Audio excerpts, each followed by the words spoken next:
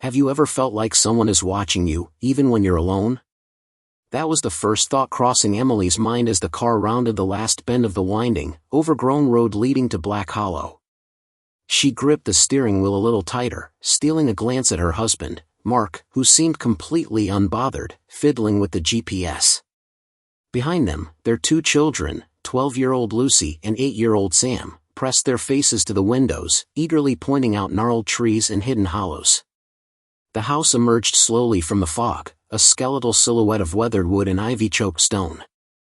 It was larger than any house they had ever rented, a relic from another century with tall, narrow windows that stared out like watchful eyes. A sagging porch stretched across the front, its boards moaning under the wind. "Here it is," Mark said, attempting enthusiasm that didn't quite reach his eyes. Black Hollow. 3 nights, complete isolation, no cell service. A real getaway. Emily forced a smile, though the chill crawling up her spine told her otherwise. There was something about the place that didn't feel right. Something about the way the fog clung to the windows, like the house itself was breathing. The interior was just as unsettlingly quiet. Dust motes danced in the shafts of sunlight that pierced through the grimy windows. The furniture was old-fashioned, heavy with carved wood and plush upholstery that had lost its color decades ago. The air smelled faintly of mildew and wax polish. "Mom, can I explore?" Lucy asked, eyes wide with curiosity. Sam followed eagerly, holding her hand. "Just stay together," Emily said, her voice tighter than she intended. She watched as the children scampered off, their footsteps echoing through the empty rooms. It was during one of these explorations that Lucy stumbled upon the narrow staircase leading to the attic. The door was cracked, a ribbon of light spilling through the gap. "Look at this," Lucy called. Emily and Mark came up behind her. The attic was a time capsule. Dust-covered trunks, faded photographs, and stacks of books were scattered across the floor. But it wasn't the old furniture that drew their attention, it was the dolls. Hundreds of them. Porcelain, cloth, and some carved from wood, each one eerily lifelike. Their glassy eyes reflected the light, and their small faces were frozen in expressions that ranged from innocent smiles to solemn frowns. Some had missing limbs, others were perfect. The assortment was impossible to ignore. "They're beautiful," Lucy whispered, stepping closer. "Like they're alive." Emily shivered. "They're just dolls, sweetie. Old dolls." But even as she said it, Emily couldn't shake the feeling that the dolls were staring directly at them. Not with childish innocence, but with curiosity.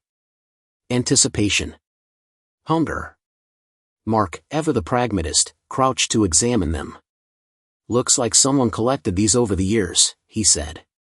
"Maybe a previous owner, a toy maker, perhaps." Emily nodded, but her mind kept returning to that first uneasy thought, watching. She brushed it off as imagination. That night, as they settled into the guest bedrooms, the house creaked and groaned. The wind rattled the windows.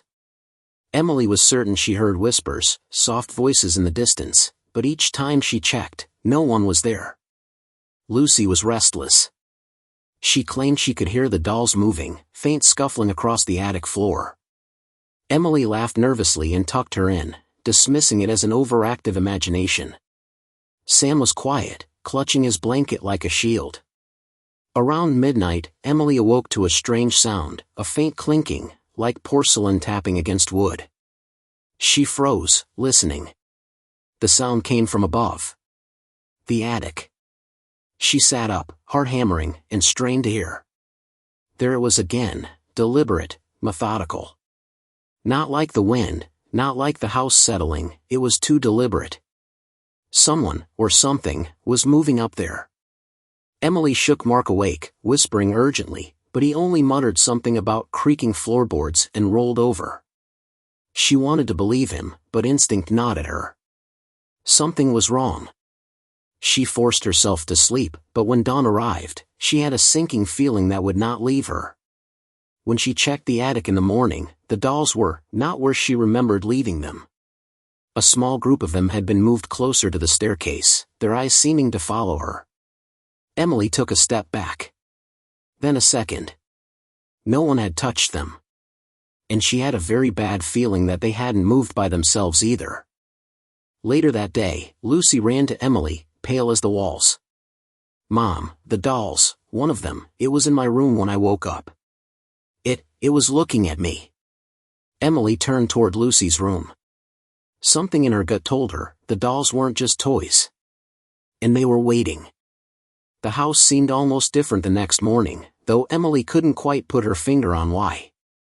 The fog clung to the windows with greater insistence, filtering the weak sunlight into dim, gray shadows. She had barely closed her eyes before the strange sensation returned, the feeling of being watched. It wasn't only Lucy's frightened words echoing in her mind, it was something deeper, something that crawled beneath her skin.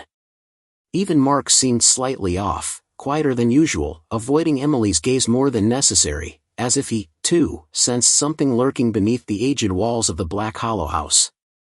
Breakfast was tense. The children picked at cold cereal while Emily tried to maintain a sense of normalcy. Yet when she glanced toward the hallway, she caught sight of movement, just a flicker, but it was enough.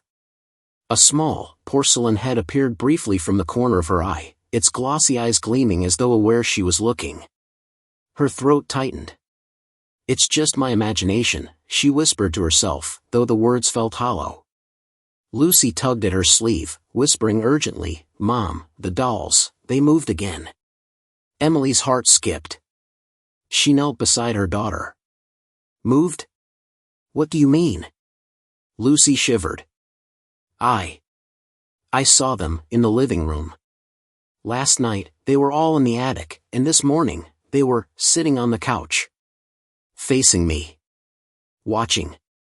Her voice trembled as she spoke, and even Sam, usually lost in his own world of toys and cartoons, seemed pale and silent, clutching the edge of the table. Emily forced herself to believe there was a rational explanation.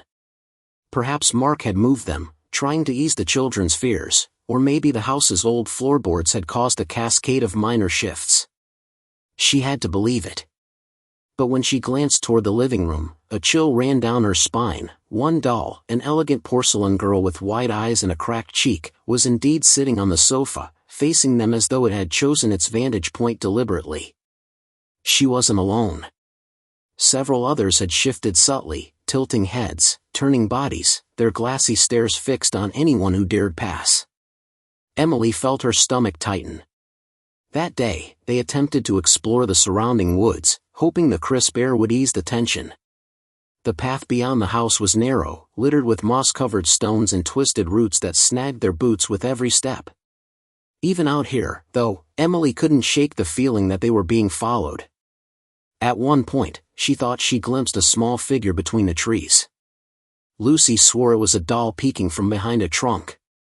Emily shook her head. It had to be a tree. A trick of light. Yet something deep in her gut screamed otherwise. Returning to the house, they found subtle signs that unnerved Emily further: toys in the hallway they hadn't left there, chairs slightly out of place, a faint, sweet scent lingering in rooms they had just cleaned. Every detail seemed deliberately orchestrated, as if the house itself, or the dolls, had been rearranging their world without their knowledge. At first, Emily tried to laugh it off, telling herself they were overreacting, that children were naturally imaginative. But as they reached the attic that evening, a new terror awaited them. Emily opened the creaking door and froze. The dolls were no longer confined to the corners or stacks of boxes. They had formed a semicircle in the center of the attic floor, as though waiting for an audience. Their heads tilted at odd angles, their glassy eyes reflecting the dim light with a terrifying clarity. Some of the dolls seemed familiar in a way that sent shivers down Emily's spine, as though they were imitating her family, mimicking gestures she might have made, expressions she sometimes wore. She stumbled back, heart hammering, and almost tripped over a small wooden chair that had appeared out of place. Lucy whispered, They're copying us." Her voice was barely audible, but Emily could hear the quiver of fear embedded in every syllable. "Look at them. The one over there, it has my hair, it's like it's me." Emily forced her gaze toward the doll Lucy indicated. Indeed, a porcelain doll with matted brown hair and wide, innocent eyes sat propped against a trunk. Its posture mirrored Lucy's, down to the tilt of its head. Emily felt bile rise in her throat. Mark tried to dismiss it again. It's coincidence. Dolls are made to resemble humans sometimes. That's all.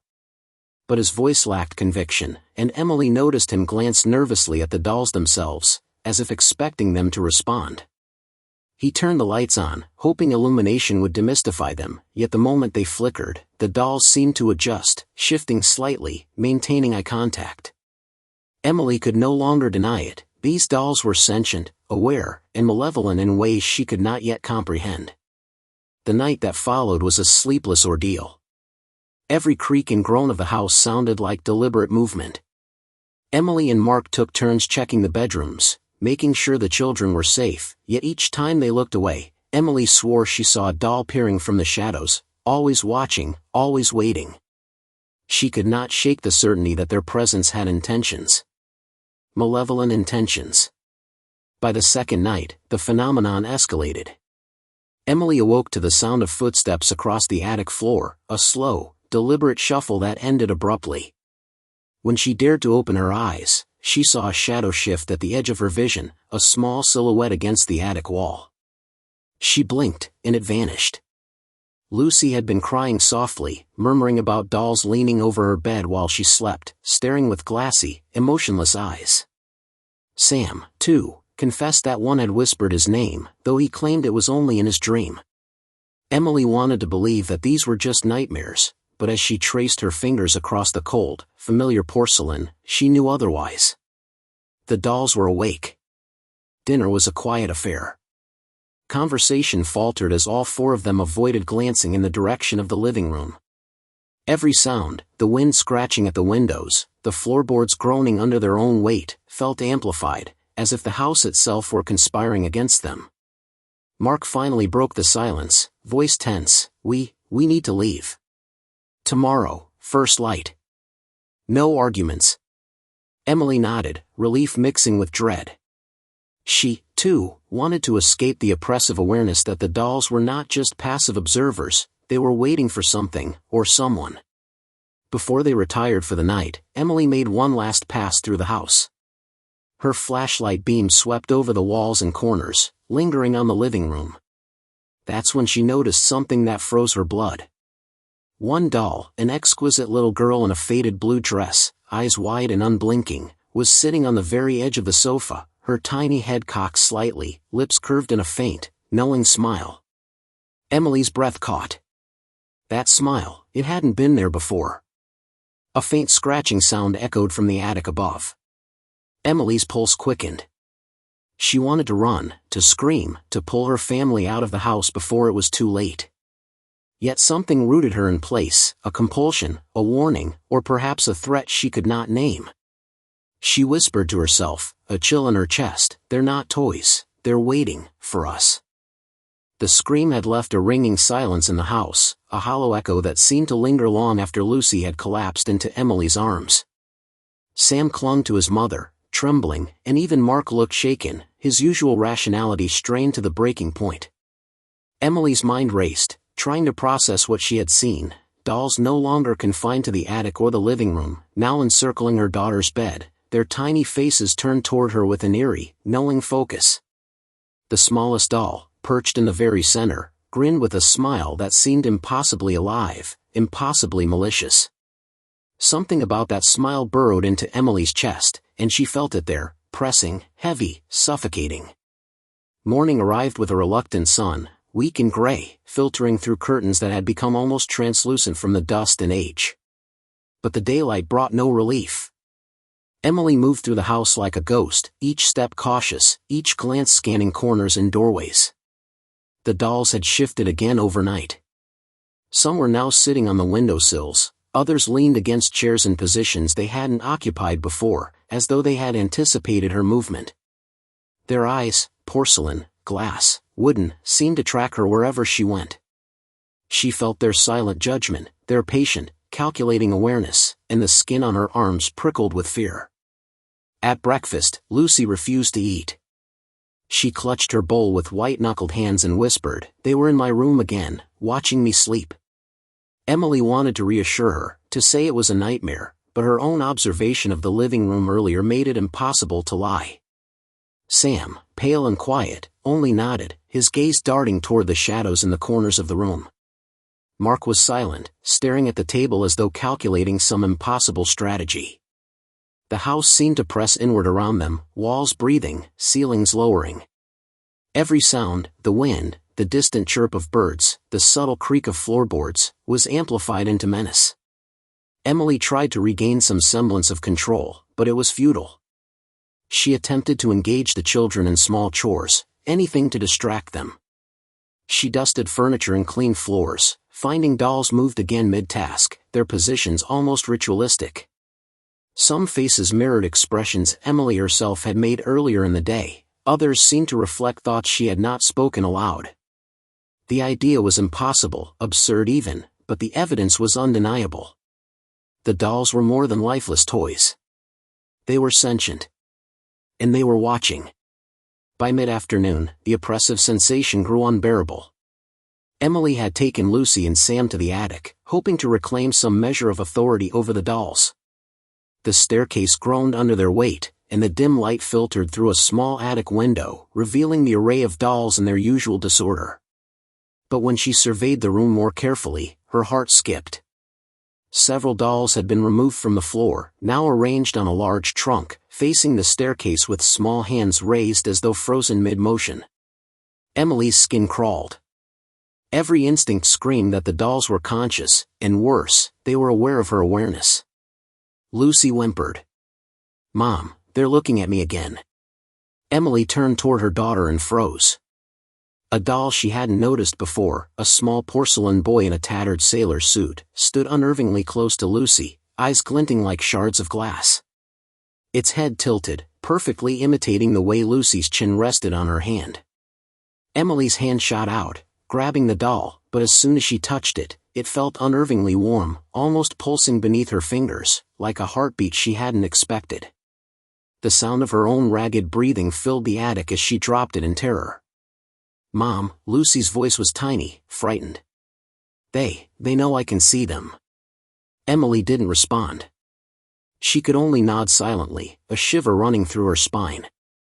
The implication of her daughter's words hit her like ice water. The dolls weren't just moving, they were intelligent. They were aware. And they had chosen her family as the object of their attention. The hours crawled by. Emily attempted to maintain a facade of normalcy, encouraging the children to read or draw, trying desperately to ignore the creeping dread that seemed to coat every surface of the house.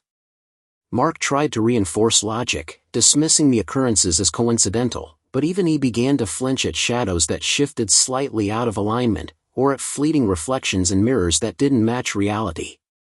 The house itself seemed complicit, amplifying their terror, guiding the dolls in their silent, sinister performance. Night fell. Emily's attempts to comfort her children were futile.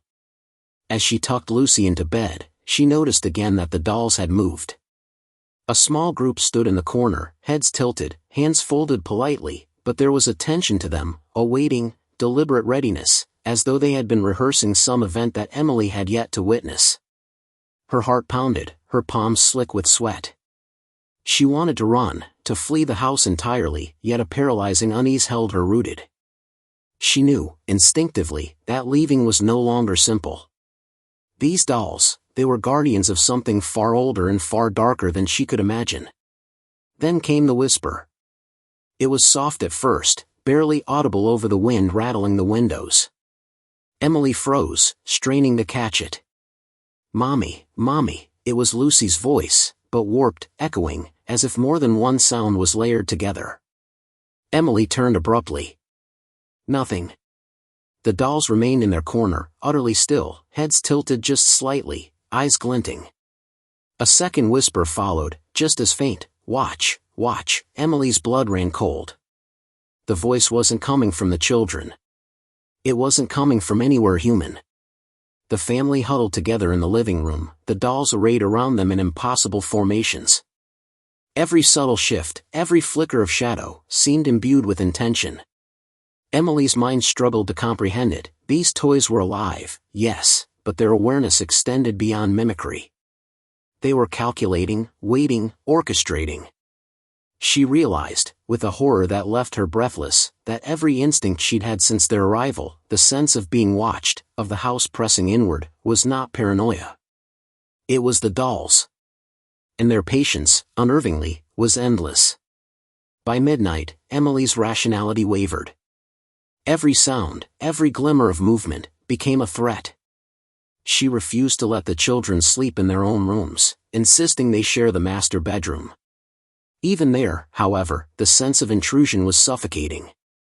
The dolls had not yet come into the room, but their presence was palpable, as though the very air was charged with their anticipation. Emily lay awake, listening to the house groan, imagining the dolls arranging themselves in the darkness, preparing for something she could not yet name.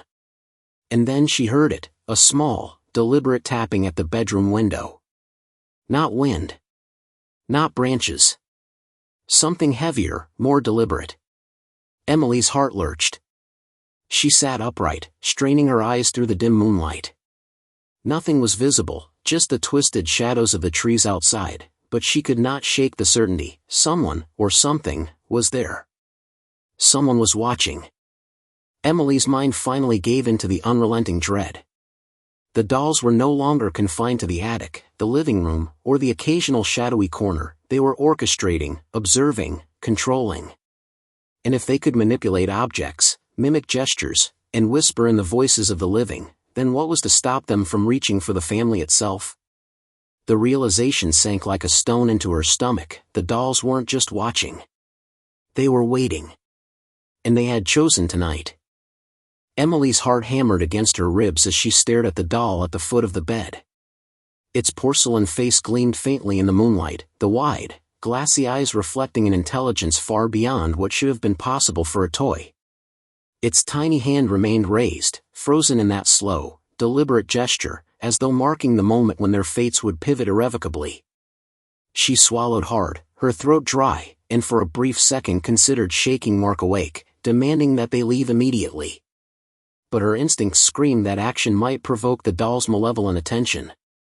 The house was no longer just a setting, it had become a predator, and the dolls its hunters. Morning light brought no relief, only clarity of the nightmare they had entered. Emily surveyed the living room first, trying to convince herself of some rational explanation. Yet as she glanced at the furniture, the shadows, and the corners of the room, she realized with mounting dread that the dolls had moved again. Some stood on the mantels, others perched on chair backs, their tiny heads cocked with uncanny precision, eyes following her every movement.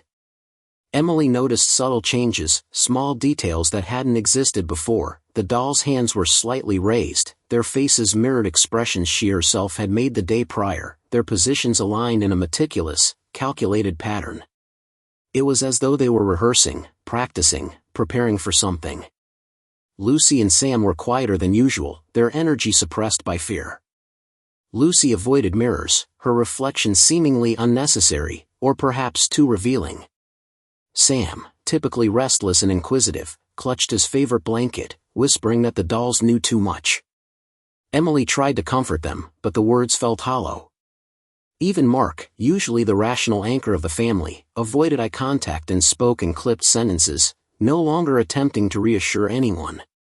The house had shifted their reality, fear now governed every corner, every shadow, every sound. Emily decided to investigate the attic once more. The staircase groaned under her weight, each step a creak and a groan that sounded unnervingly like deliberate communication. As she ascended, a cold draft swept past her, carrying a faint, sweet scent reminiscent of wax polish and rotting flowers. She hesitated, forcing herself to take another step, then another, until the entire attic sprawled before her like a stage set. Hundreds of dolls filled the room, arranged now with clear purpose. Some were grouped in tiny clusters, others lined along trunks or window ledges, their heads tilted in unison, creating an almost hypnotic symmetry. Emily's stomach twisted in fear.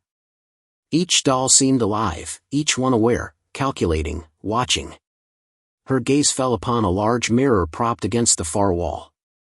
It was old, its surface wavy and clouded with age. But the reflection made Emily gasp. The dolls behind her appeared twice as many in the mirror, some standing in positions that did not exist in the attic itself. Her reflection, a tired, pale, anxious woman, was joined by a dozen additional eyes that were not her own, eyes that followed her, scrutinized her, and seemed to whisper her deepest fears in silent language. Emily staggered back, heart pounding, and as she did, the dolls in the attic shifted. A faint scratching sound resonated from the mirror itself, the glass trembling as if responding to her presence. She spun toward the door, intending to leave, but the dolls had moved again. Their positions were different, more coordinated, as if anticipating her every action. One doll in particular, a porcelain girl with long brown hair and a tattered white dress, advanced toward her. Its eyes were impossibly focused, its lips curved in that faint, knowing smile that Emily had come to dread. And then she realized, the doll was imitating her posture, the tilt of her head, the slight slump in her shoulders.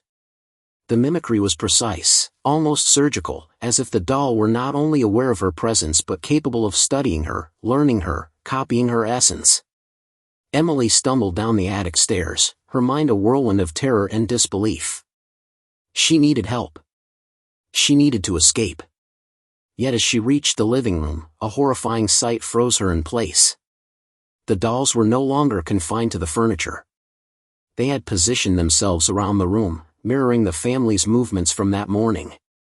One sat on the edge of the sofa, head tilted like Sam's, another leaned against the windowsill, mimicking Lucy's posture from breakfast. And there, in the center of the room, the smallest doll, the one she had first noticed at the foot of her bed, raised its tiny hand once more, pointing directly at her. It was no longer merely a toy. It was a sentinel, a judge, a collector. Emily's instincts screamed for action. She gathered the children, urging them to follow her toward the front door. But the house had other plans. Shadows shifted in unnatural ways, corners seemed to stretch and contort, and the familiar layout of the house warped subtly, as though the walls themselves were guiding them towards some unseen destination. Panic surged as the dolls, dozens now, moved with fluid, impossible precision, appearing in positions that should have been unreachable. They were everywhere at once, silent, patient, watching. Escape seemed not only unlikely, it felt impossible. Emily noticed a glint of light from the hallway mirror. She approached cautiously, breathing shallow, and froze. Her reflection showed not just her own terrified image, but the faint outlines of dolls standing behind her in impossible formations. Their eyes seemed alive in the mirror, glinting with predatory intelligence. One of the dolls mimicked her exact movements, raising a hand, tilting a head, before stepping slightly closer in the reflection. But when Emily turned to the physical hallway, nothing was there. Only the distorted, terrifying certainty that they existed in ways beyond the physical, that they could manipulate perception and reality. Lucy and Sam were silent, staring at the walls as if seeing something Emily could not. "Mom, they're in the walls, watching through everything," Lucy whispered, barely audible. Emily shivered. She wanted to call for Mark, to insist on leaving, but the words lodged in her throat. Something older, stronger, and far more intelligent than she could understand was orchestrating this. And it had decided to reveal itself. By midnight, Emily knew the truth. The dolls were not passive observers, nor simple imitations of life.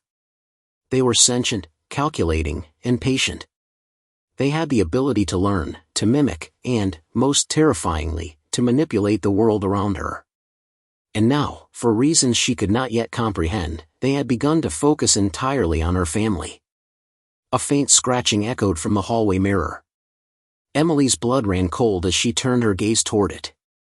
There, standing impossibly close, the small doll, Lucy's double, smiled, lips curling in that knowing, predatory grin. Its tiny hand rose, again, slowly, deliberately, pointing at Emily. And in that gesture, Emily understood, the dolls were no longer just watching. They were ready. They were waiting.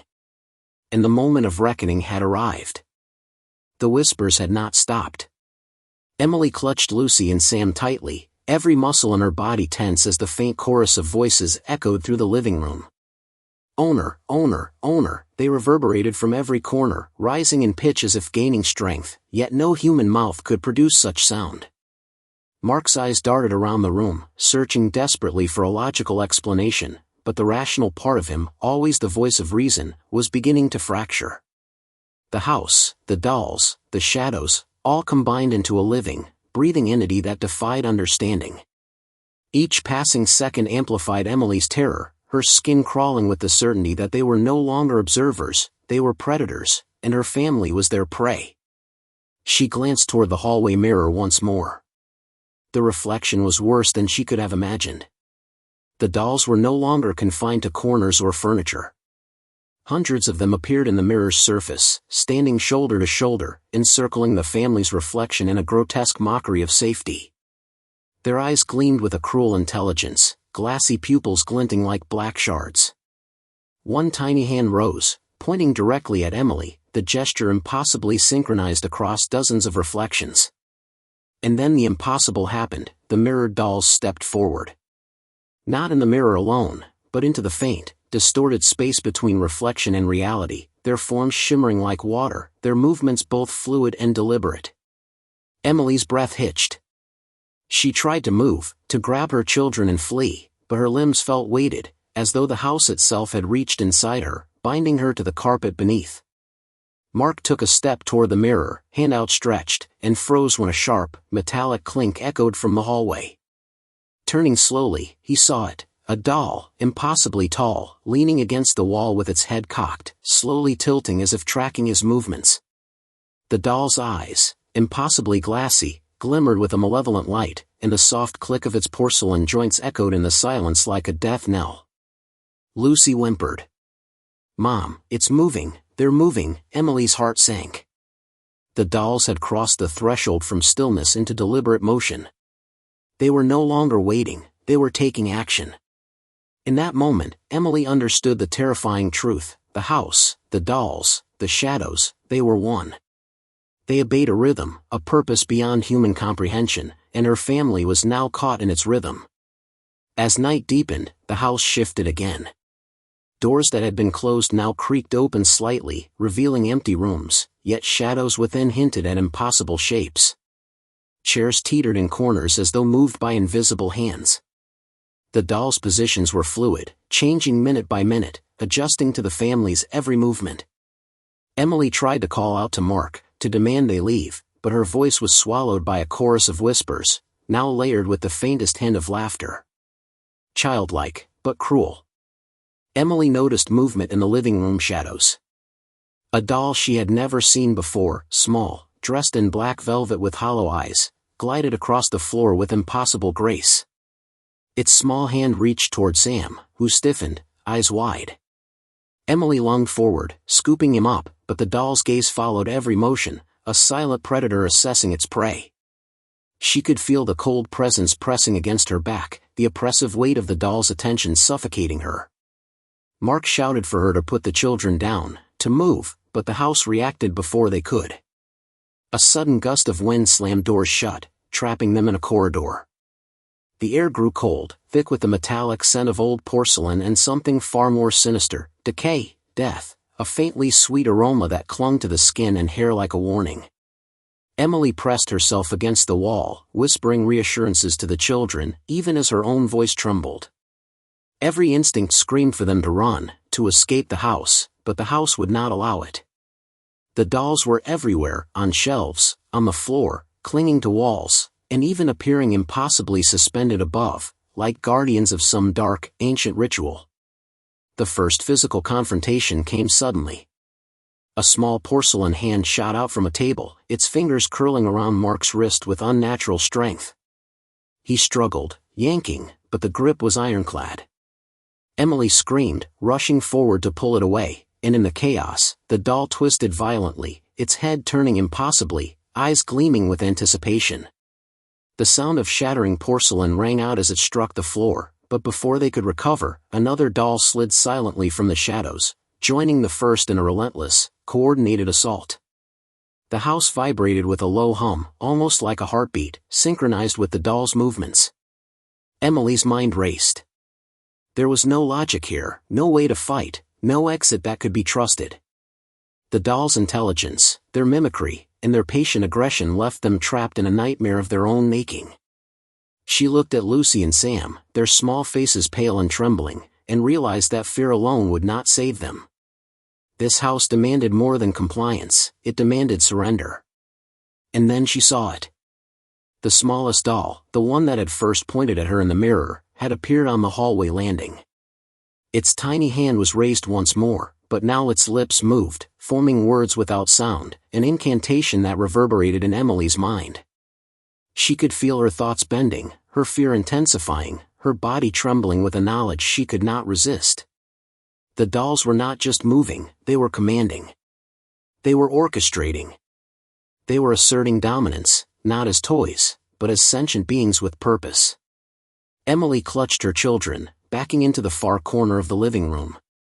The walls seemed to stretch around them, the shadows thickening into impossible shapes. Dozens of dolls advanced silently, their faces blank yet expressive, 1,000 tiny judgments reflected in glass and porcelain. The whispers crescendoed, layering with metallic clicks, the soft scraping of small feet against wood, until it felt as though the very house had grown a voice, and that voice was calling for something inevitable, something horrifying. She understood, in that instant, what the dolls wanted. They were not content to observe. They sought ownership. Ownership of souls. Ownership of life. And tonight, Emily knew with bone-deep certainty, they had chosen. Morning arrived with a gray, sickly light, casting the house in a pall that seemed heavier than the night before. Emily had barely slept, her body tense, muscles taut with dread, as though even the faintest sound would unleash the doll's wrath once more. Mark, pale and hollow-eyed, had spent the night pacing the hallways, muttering about finding an explanation, anything to restore reason, but Emily saw the flicker of fear in his eyes, the unspoken acknowledgement that the house's malevolence defied logic. Lucy and Sam huddled together on the sofa, whispering softly to one another, as though their combined courage could ward off the ever-watchful eyes of the dolls. Yet Emily knew, deep down, that courage alone would not be enough. The house had history, and it had plans, and only by understanding them could they hope to survive. The attic, Emily decided, held the key. She made her way upstairs, carefully navigating the creaking floorboards, eyes darting to every corner. The dolls were all in their usual positions, yet something had changed. A small chest in the far corner, previously locked or sealed, had shifted slightly, its latch now partially open. Dust coated the wood, and the air smelled faintly of old paper and rot. Emily hesitated, a cold shiver running down her spine, before lifting the lid. Inside lay a collection of burl journals, yellowed with age, and a series of photographs that made her stomach twist. The journals belonged to the house's original occupant, a woman named Eleanor Blackwood, who had lived in Black Hollow over a century ago. Eleanor was a doll maker, renowned for her exquisite craftsmanship, yet the entries revealed a mind unraveling into obsession and madness. She wrote of her desire to capture life itself in her dolls, to preserve the innocence of children forever, to hold souls in porcelain and cloth. The writing became more frenzied with each passing page, describing rituals, incantations, and offerings to powers she called the Watchers, entities that she claimed imbued her creations with sentience.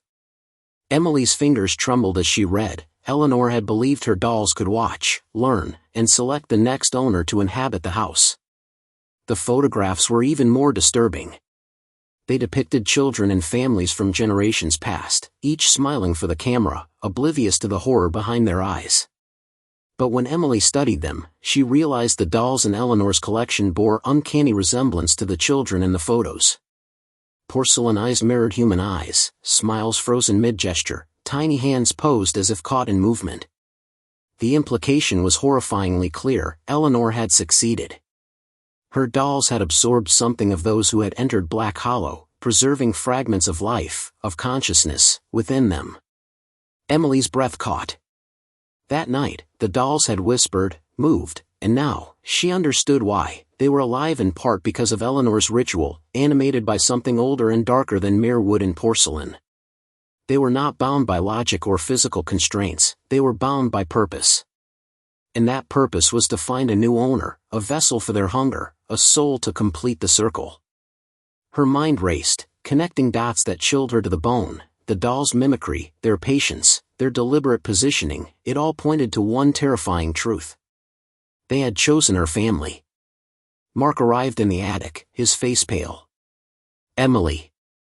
"I found something too," he said, holding up a brittle map of the property, dotted with symbols and markings that seemed arcane, ritualistic. Emily took it, her fingers brushing against the edges, and immediately recognized the same symbols from Eleanor's journals. Circles, arrows, tiny doll-like figures, notations indicating placement, movement, and sequences. She planned everything," Emily whispered. "The dolls, they're following her instructions, even now." Lucy clutched Emily's hand. "Mom, they're going to get us," she said softly, voice trembling. Sam nodded in agreement, hiding behind his sister. Emily's chest tightened. The realization was unavoidable, they were trapped. The house, the dolls, the shadows, they were no longer passive. Black Hollow itself was a mechanism designed to ensnare, to isolate, to manipulate, and to select its next prey. The only way to survive was to understand the rules, and the rules were cruel, designed by a mind that had long since left sanity behind. As the day dragged on, Emily attempted to piece together a plan.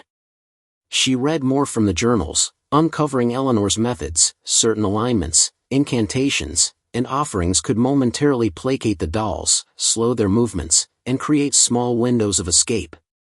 But every description came with a chilling caveat: failure resulted in permanent entrapment, the assimilation of the owner into the collection of the dolls.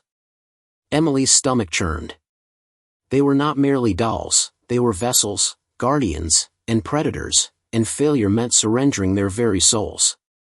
By evening, the house had already begun its nighttime transformation. Shadows stretched unnaturally, floorboards groaned as if responding to some invisible conductor, and the dolls subtly shifted their positions, mimicking movements the family had made that day. Emily realized that understanding Eleanor's work was only the first step. They would need courage, strategy, and perhaps a measure of sacrifice to escape the house's relentless grasp. The first test came sooner than expected. A soft, metallic clatter sounded from the hallway, followed by the unmistakable tap-tap-tap of porcelain feet. Emily's heart raced as she saw one doll, tall, dark-haired, dressed in a faded gown, glide across the hallway floor with impossible precision.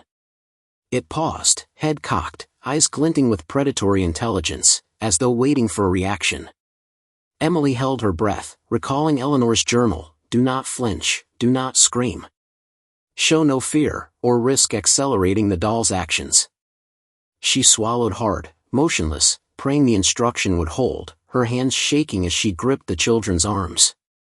Then another doll appeared, mirroring Emily's posture exactly, her own reflection twisted in porcelain form.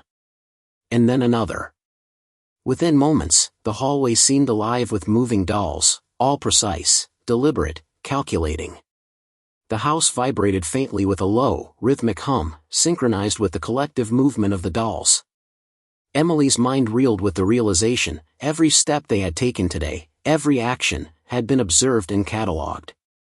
The dolls were learning, evolving, preparing to claim them. Emily clutched Lucy and Sam tightly. "We have to follow the instructions, or it's over," she whispered, her voice trembling. Mark nodded grimly, understanding that their survival depended not on brute force, but on knowledge, patience, and terrifying obedience. And as night fell, the dolls began their dance once more, encircling the family, their glassy eyes glinting, their tiny smiles promising inevitable consequence. Emily knew, in her heart, that Black Hollow would not release them easily. The house had chosen its next owner, and the dolls were ready to see the selection through to the end. The house seemed to exhale as night fell, the shadows stretching long and unnatural across the walls, floor, and ceiling. Emily could feel it pressing in, the weight of unseen eyes that had catalogued every detail of their movements, every expression, every heartbeat.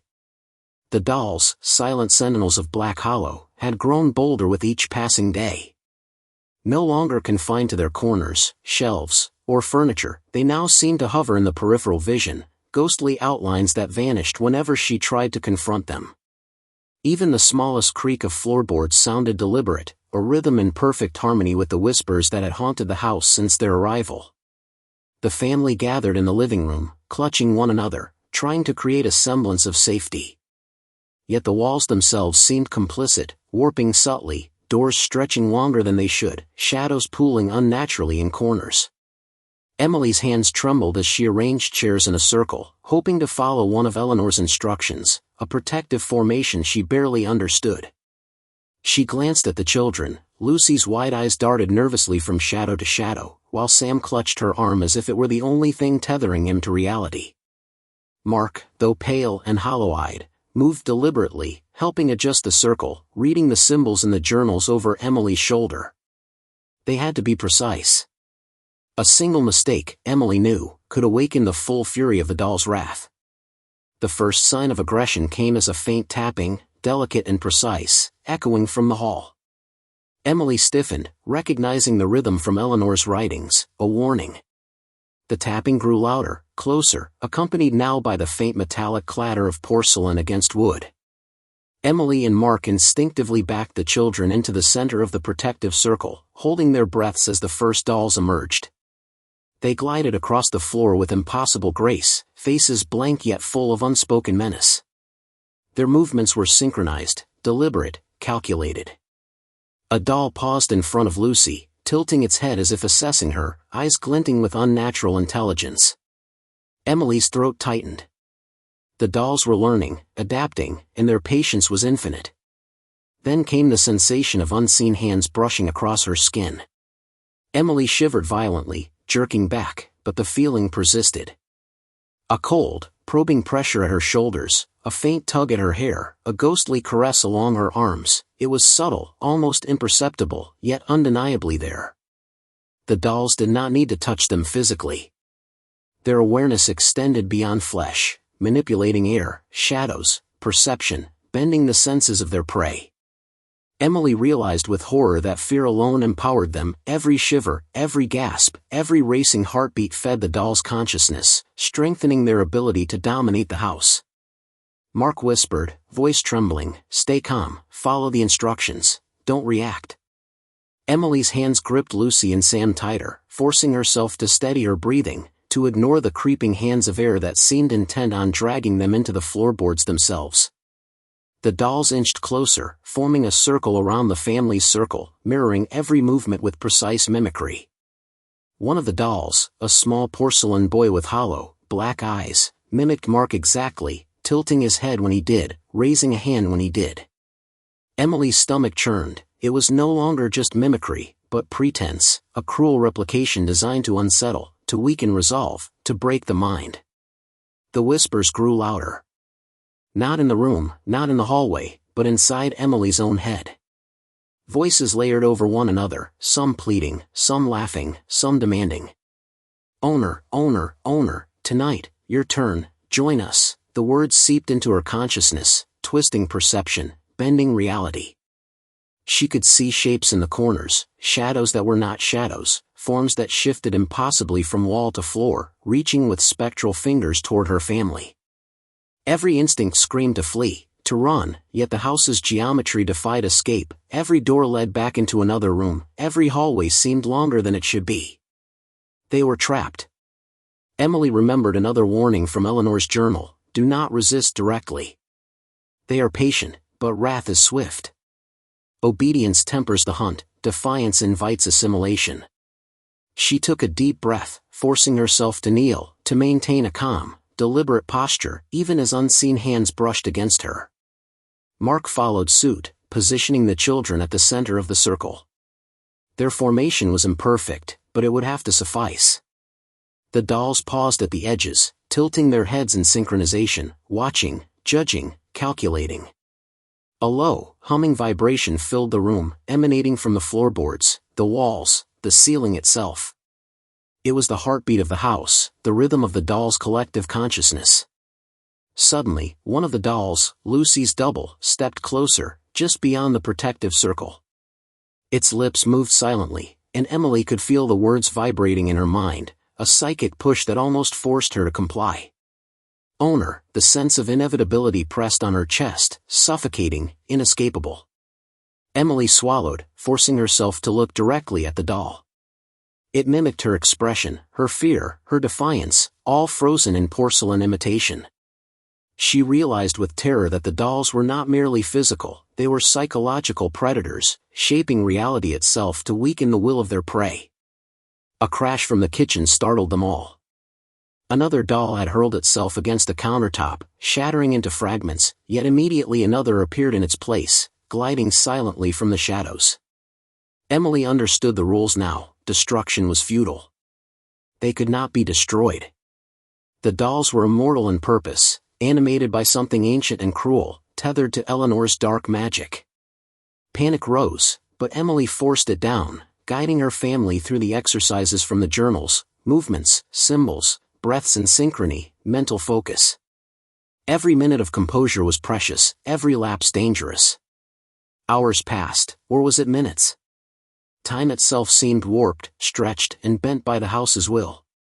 Shadows writhed, whispers layered with unintelligible syllables, and the dolls moved with terrifying precision, encircling them, tilting heads, raising tiny hands. Emily's mind raced, calculating, strategizing. If they could endure until dawn, perhaps the doll's strength would wane. Perhaps the light would force the house to retreat, or at least grant them a moment of reprieve. Yet she could feel the tension in the air, the sense that this night, this trial, was only the beginning. And then the smallest doll, Lucy's mirror image, stepped into the center of the circle. Its smile was perfect, cruel, alive. Its glassy eyes bore into Emily's mind, and a voice, faint but unmistakable, echoed in the air: "Owner, choose." Emily's blood ran cold. She understood now: the dolls did not just want to observe. They demanded selection, a submission, a soul to claim. And the family's survival depended on the answer she could not yet comprehend. The house had shifted again. Emily could feel it beneath her feet, the floorboards no longer solid, but pliant under the weight of some unseen force, bending subtly, guiding, corralling. The walls pulsed faintly, as though alive, and every shadow twisted unnaturally, moving in ways no ordinary light could produce. The dolls had gathered in every corner, on shelves, even seemingly suspended midair, tilting their heads, observing, mimicking, learning. Emily's hands trembled as she clutched Lucy and Sam. Mark's face was pale, his jaw tight, but he had long stopped speaking. Words no longer held power here, logic no longer governed. The smallest doll, Lucy's mirror, stood in the center of the room, glassy eyes locked on Emily's. Its smile was impossibly cruel, perfect in its simplicity, radiating a life and intelligence far beyond the material it was crafted from. Emily realized with dread that the dolls did not merely move, they exerted influence over perception, bending reality to trap, confuse, and intimidate. Her own reflection in the hallway mirror now appeared distorted, twisted, flanked by dozens of miniature versions of herself in impossible positions, mimicking fear, despair, exhaustion. She wanted to scream, but the sound lodged in her throat. Suddenly, the whispering escalated into audible voices, layered, childlike but cruel: "Owner, owner, belong, surrender." They reverberated in every corner, in the floor, the walls, the very air around them. Emily's stomach lurched. The dolls were no longer subtle observers, they were enforcers, predators asserting dominance over the family. Every instinct screamed for her to flee, but she understood now that the house had no exits, no escape. Every door led to another room, every hallway twisted into a labyrinth of impossibility. Black Hollow was alive, and it would not let them leave. Mark knelt beside the children, whispering instructions from the journals, attempting to recreate Eleanor's rituals in a desperate bid for protection. The dolls seemed to sense their movements, shifting in response, some tilting in imitation, others stepping just outside the circle of protection, testing, probing, waiting for any lapse. Emily held Lucy and Sam tightly, focusing on controlling her own fear, trying to maintain a semblance of composure. But it was exhausting. Every second the dolls watched, learned, adapted, feeding off their terror. Then, without warning, the smallest doll raised its hand, and the world seemed to tilt.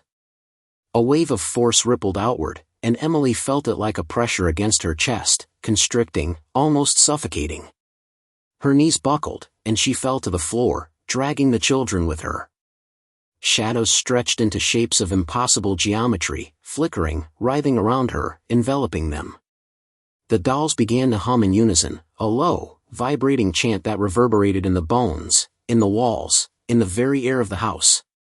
Emily could feel something shifting inside her, a tug at the edges of perception, a suggestion, no, a command, that seeped directly into her mind: obey, accept, join. She screamed, but the sound was swallowed instantly by the chorus of whispers and the thrum of porcelain against wood. Around her, dolls moved with impossible precision, stepping closer, tilting heads, raising hands, positioning themselves as though forming a ritual circle. Emily's mind raced, every instruction from Eleanor's journal, every note about formation, placement, and mimicry, was now real, immediate, the only thin thread of hope against the overwhelming dominance of the house. Lucy whimpered. "Mom, they're changing me." Emily's stomach turned. She looked down and saw her daughter's eyes reflecting the light in strange, unnatural ways, glinting with a faint, uncanny hue. Sam's hands twitched, his small movements mirrored almost instantly by dolls along the walls. Emily's heart pounded. The house was not merely observing, they were reshaping perception, manipulating reality, extending their influence into flesh and mind. They were no longer content with mimicry or observation, they wanted ownership. Mark's voice broke through her panic. "Emily, we have to finish the formation, now." He gestured to a set of symbols Eleanor had described, hastily drawn on the floor with chalk. Emily scrambled, placing herself and the children according to the instructions. The dolls mirrored every move initially, tilting heads, shuffling slightly, testing. But then, an unexpected surge, the smallest doll stepped fully into the circle. Emily gasped. Its presence compressed the air, a palpable pressure that seemed to seep into her very bones. Its tiny hand raised slowly. And then, impossibly, the hand passed through Emily's chest. She screamed, the children crying out, as a cold, alien sensation sank deep into her chest, tugging at her soul. For a moment, time seemed to freeze. The room pulsed with the doll's collective consciousness, every whisper, every tilt, every miniature gesture aligned in a symphony of predatory purpose. Emily could feel the tug intensifying, her very sense of self being tested, measured, and, she dared not think it, evaluated for assimilation. Mark grabbed her arm, pulling her into position, reciting words from the journal. Emily forced herself to obey, to endure, to resist instinctive panic. The pressure eased slightly, but the sensation remained, like icy tendrils curling around her chest, whispering promises of inevitability. The dolls were not merely alive. They were sentient, calculating, patient beyond human comprehension. They could manipulate space, perception, and emotion, drawing power from fear itself. Emily realized, with a terror that left her paralyzed, that this night, this ritual, this trial, was not random. It was the culmination of Eleanor's work, and the house had deemed them worthy of participation. Escape, without understanding the full scope of the ritual, was impossible. Submission, however partial, might grant them temporary reprieve. Emily held her children closer, focusing on rhythm, breath, and placement. The doll's movements slowed slightly, hesitant, as if evaluating her compliance. The smallest doll, Lucy's mirror, hovered in the center of the circle, tilting its head, glassy eyes glowing faintly in the dim light. Its lips moved, whispering directly into Emily's mind, "Owner, tonight, choose." Emily's heart froze. The ultimate test, the demand for ownership, had begun. The cold pressure in Emily's chest intensified, seizing her breath and threatening to paralyze her entirely. She could feel the smallest doll's presence merging with her mind, probing her thoughts, sifting through fear, hope, and memory alike. Its glassy eyes seemed to penetrate every secret, every corner of her soul, and the whispers in her head became a cacophony of commands, promises, and demands. Choose, belong, surrender, accept. The words twisted together like threads around her consciousness, and for the first time, she feared that defiance itself might be fatal. Mark's voice was the only anchor. He knelt beside her, clutching the children tightly, murmuring the incantations and instructions gleaned from Eleanor's journals. The chalk symbols on the floor glowed faintly in the dim light, their shapes a fragile barrier against the encroaching darkness. Emily forced herself to follow the instructions, her body positioned, her breathing regulated, her mind attempting to focus despite the oppressive influence pressing inward from every direction. The dolls mirrored every movement, every hesitation, every tremor of fear, their collective intelligence adapting, calculating, responding. Then the attack began in earnest. The dolls surged forward simultaneously, moving with supernatural speed, their small hands outstretched as if reaching for the very essence of the family. Emily felt invisible fingers brush across her arms, tugging, probing, testing for weakness. Lucy whimpered as her mirror image stepped closer, porcelain lips forming silent words that resonated in the child's mind: join, belong, accept. Sam shivered violently as another doll mimicked his posture, tilting its head in perfect synchronization. The psychic pressure was unbearable. The dolls were no longer passive observers, they were predators claiming their prey.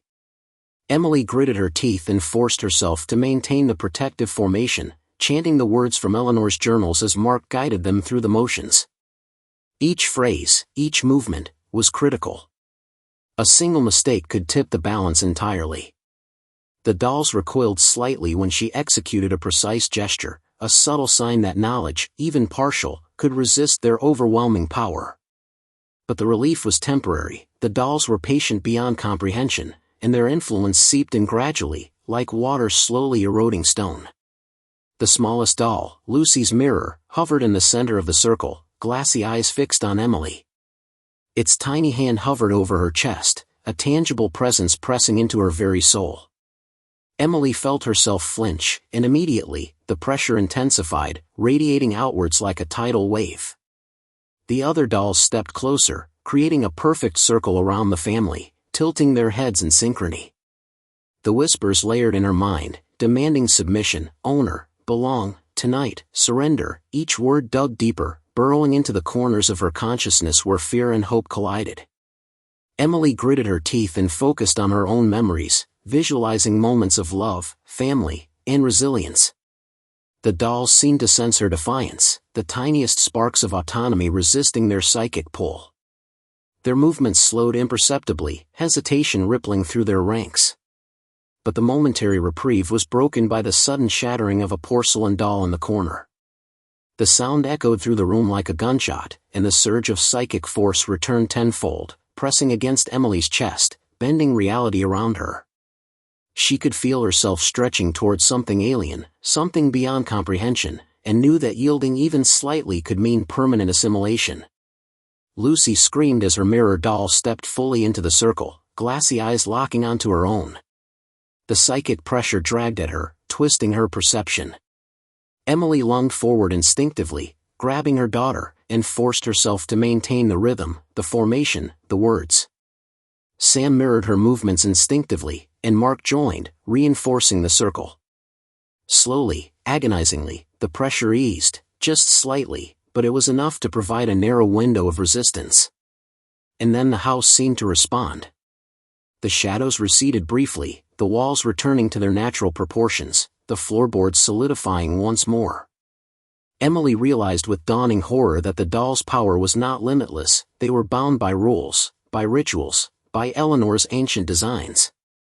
The journal's instructions were more than suggestions, they were survival, encoded in centuries of dark practice. But the relief was short-lived. The dolls began to circle again, their glassy eyes glinting, their tiny hands twitching in anticipation. The whispers returned, louder, more insistent: decide, accept, choose, tonight. Emily understood, with icy clarity, what the ultimate demand meant. The dolls did not merely want observation or mimicry, they demanded submission, ownership of soul and spirit. The choice was not a mere formality, it was a test, a trial of will, courage, and endurance. Fail, and the dolls would claim them entirely, transforming flesh and mind into porcelain echoes of life. Succeed, and perhaps, with clever application of Eleanor's rituals, they might endure until dawn, when the house's power weakened slightly under natural light. Minutes, or hours, passed in agonizing silence, broken only by the faint scraping of porcelain across wood and the whispered commands in Emily's mind. She forced herself to focus, to lead her children through the necessary motions, to maintain rhythm and alignment, to resist the creeping influence of the dolls. The psychic pressure was immense, but every synchronized movement, every controlled breath, every precise repetition of the rituals slightly diminished the intensity. Slowly, the doll's movements became less aggressive, less coordinated, as though testing her determination and resilience. Then came the ultimate test. The smallest doll, Lucy's mirror, stepped directly into the circle, hand hovering above Emily's chest. It spoke, voice faint, almost a hiss in her mind, "Decide, or belong, forever." Emily's heart raced. She realized that this was the fulcrum of the trial. Resistance alone was insufficient. She would have to act decisively, precisely, and with perfect synchronization with Mark and the children, applying the rituals exactly as Eleanor had prescribed. Emily gritted her teeth and nodded to Mark. They moved together, guiding the children through the final sequence. Hands placed in precise positions, symbols traced in the air and on the floor, whispers recited in unbroken cadence. The dolls wavered, hesitation rippling through their ranks. The psychic pull lessened slightly as Emily channeled every ounce of mental and emotional strength into maintaining the ritual.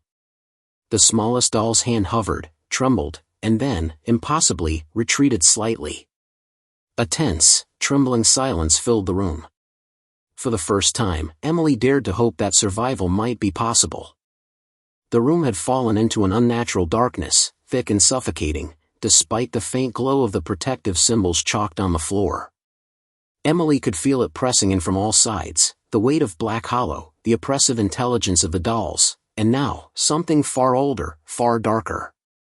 The shadow at the edge of the room loomed impossibly tall, its form indistinct, flickering as though it existed between dimensions.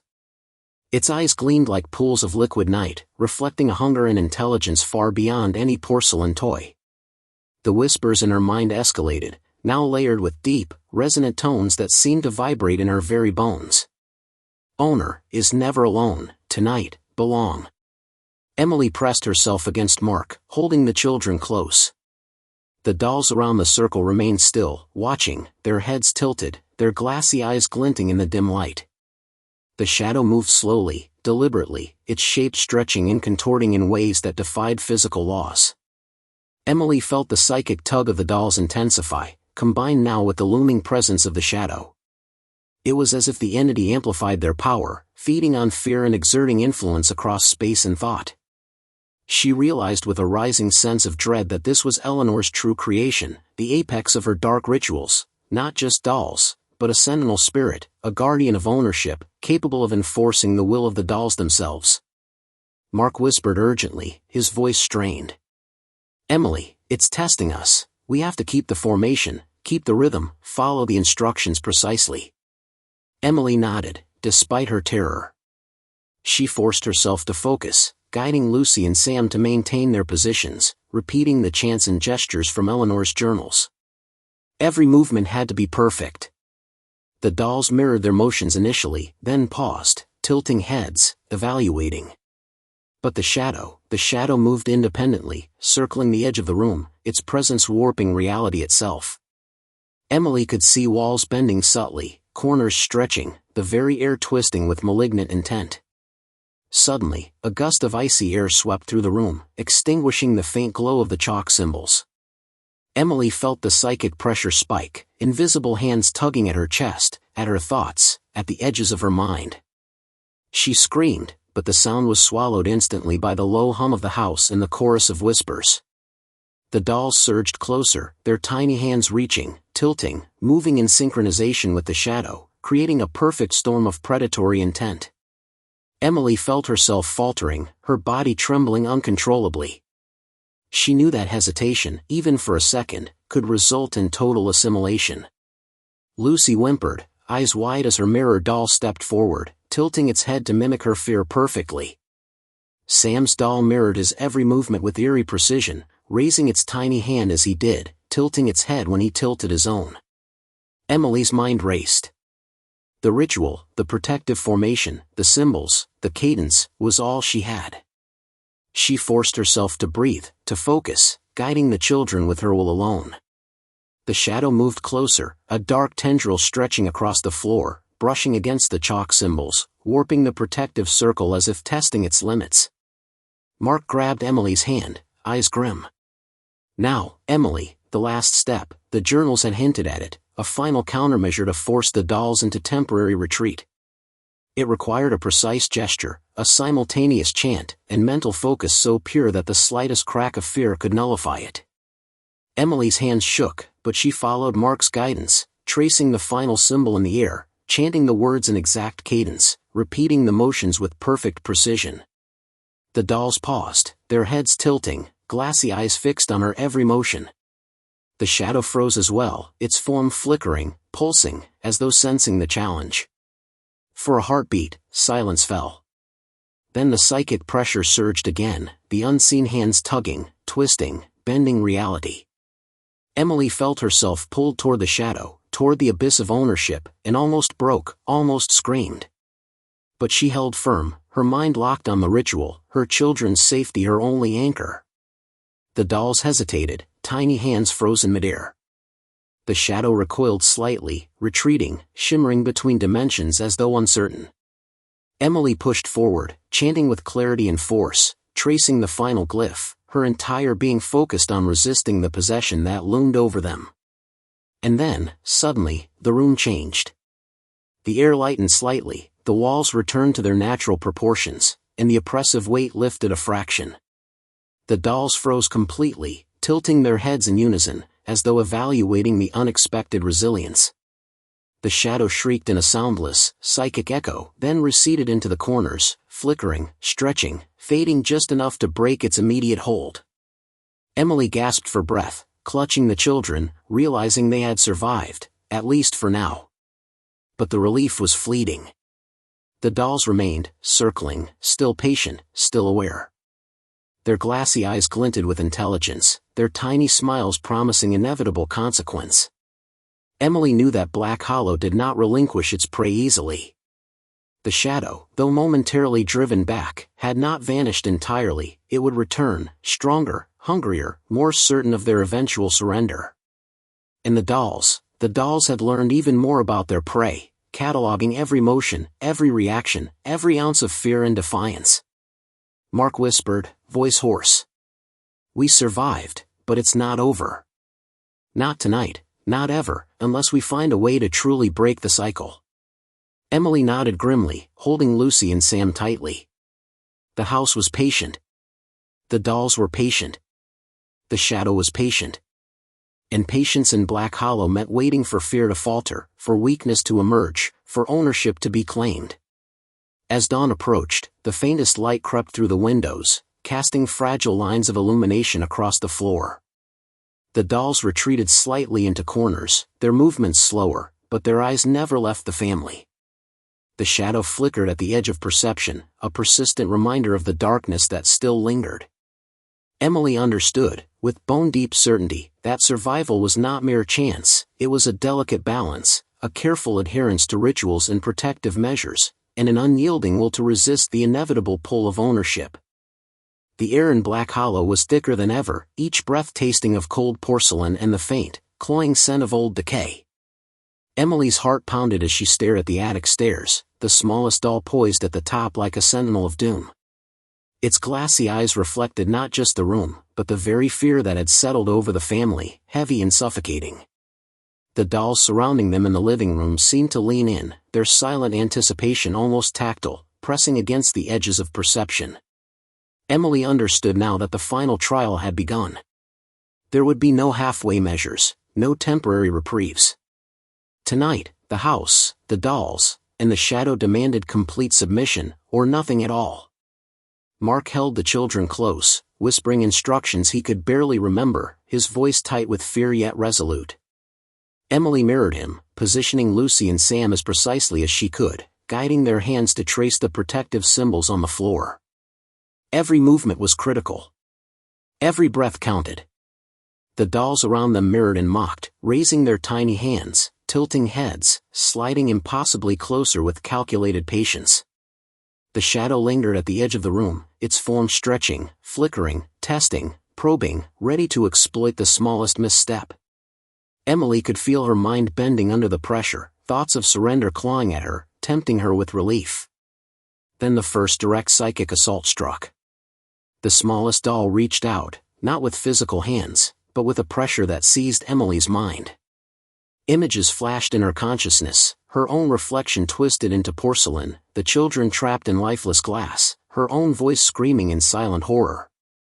Owner, belong, surrender, the words resonated like a bell inside her skull, vibrating through bone and nerve, seeking a crack in her resolve.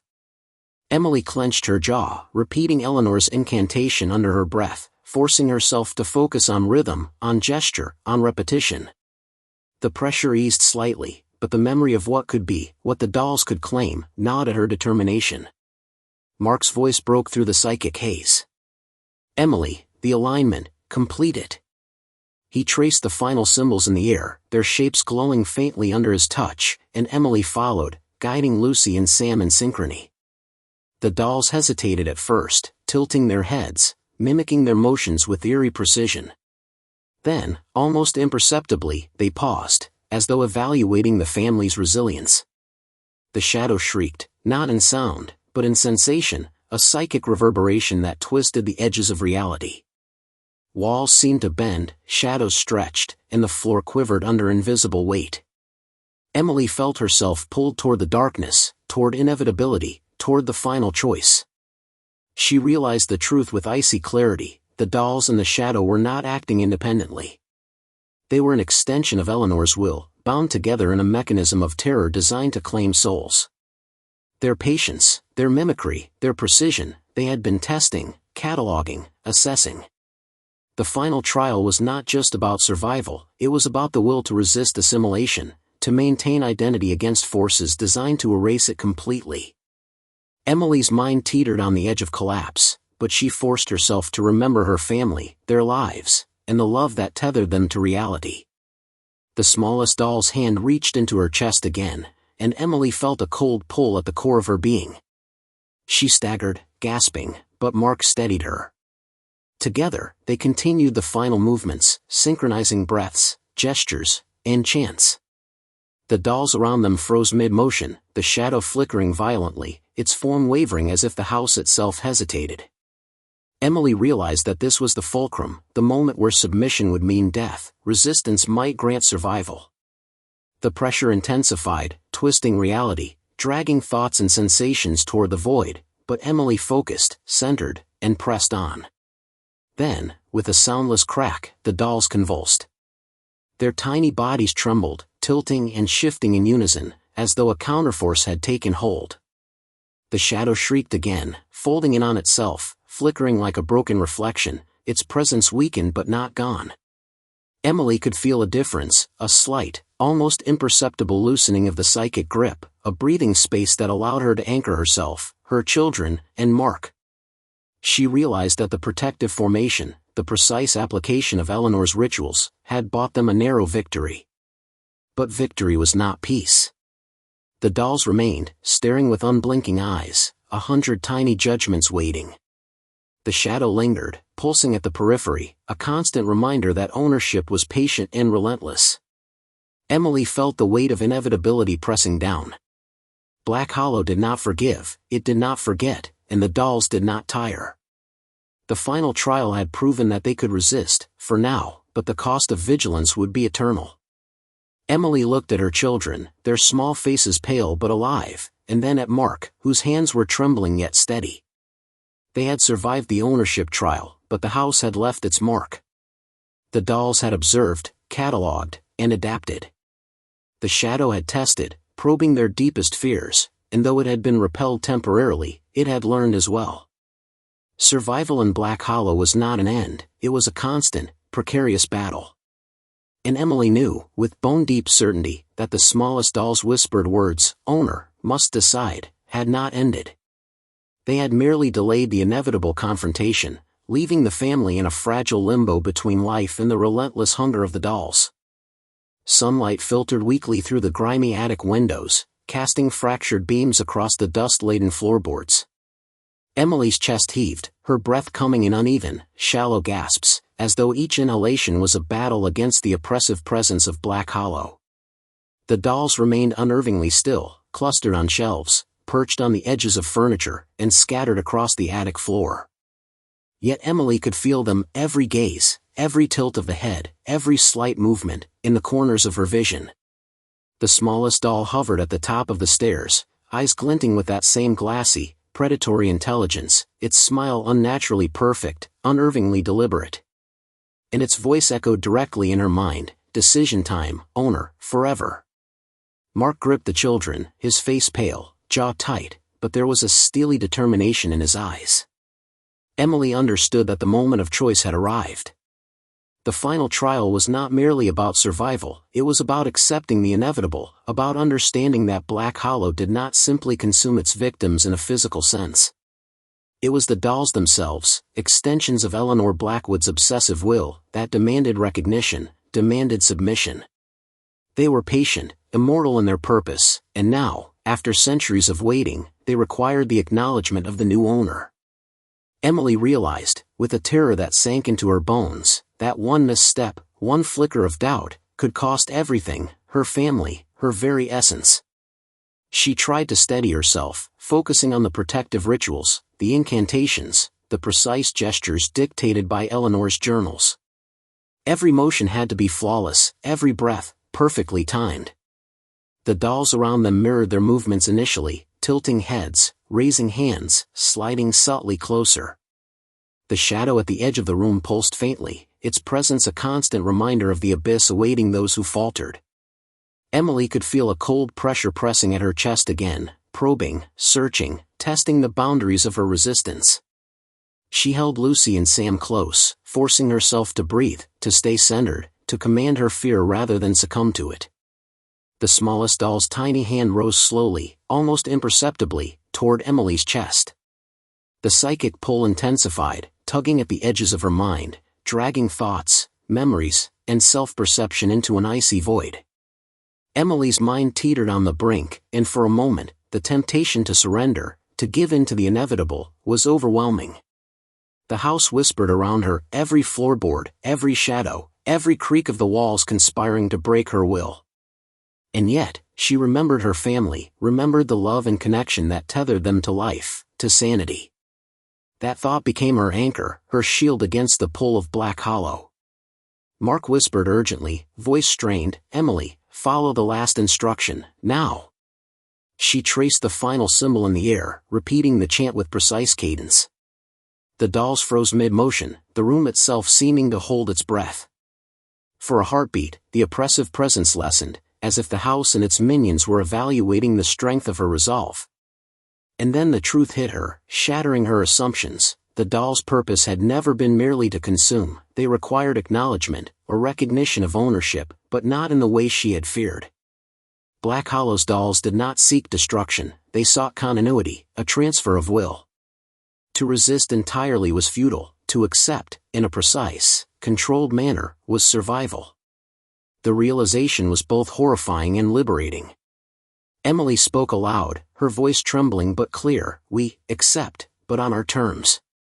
Not as slaves, not as victims, but as guardians of life, as protectors of each other." The words seemed to hang in the attic air, resonating with an ancient power that pulsed through the floorboards and walls. The dolls hesitated, their heads tilting, eyes glinting, as though processing her declaration. The shadow quivered at the periphery, flickering like a broken reflection, uncertain, caught between obedience and defiance. And then, slowly, impossibly, the smallest doll lowered its hand. A strange calm fell over the attic.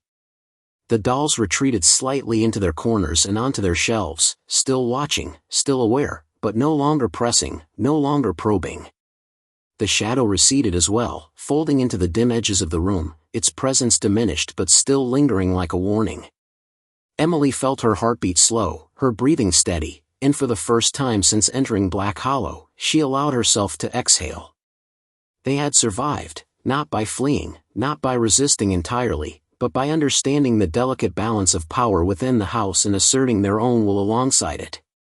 And then the final, unthinkable revelation emerged, whispered faintly in the collective consciousness of the dolls. Black Hollow had never sought to destroy, it had sought a steward, a new owner to maintain the house and the collection, to participate in Eleanor's centuries-long design. Every family, every visitor, every trapped soul had been evaluated, tested, and if they survived, integrated in a new role. Emily realized with a shiver that survival required understanding, courage, and the ability to assert one's identity even within the confines of Black Hollow's rules. She and her family were no longer merely victims, they had become participants, guardians, and perhaps, in some strange, dreadful way, inheritors of Eleanor's legacy. Emily looked at Mark, Lucy, and Sam. The children clung to her, pale but alive, and Mark's grip was steady now, resolved. She understood the final truth, the dolls had chosen them, yes, but their acceptance did not mean assimilation into lifelessness. It meant vigilance, the maintenance of a fragile equilibrium, a constant, eternal awareness of the sentient dolls, the shadows, and the malevolent will that infused Black Hollow. Their lives had changed forever, but they had survived. They had endured. And for now, they remained whole. As the family descended from the attic, stepping carefully through the eerie stillness of Black Hollow, Emily thought they were safe, until she noticed a single doll missing from its shelf. Its eyes, glassy and impossibly intelligent, followed her from the shadows. Then, in a voice that whispered directly into her mind, cold and unyielding, it said one last, horrifying truth: you are the owner, but the house never forgets.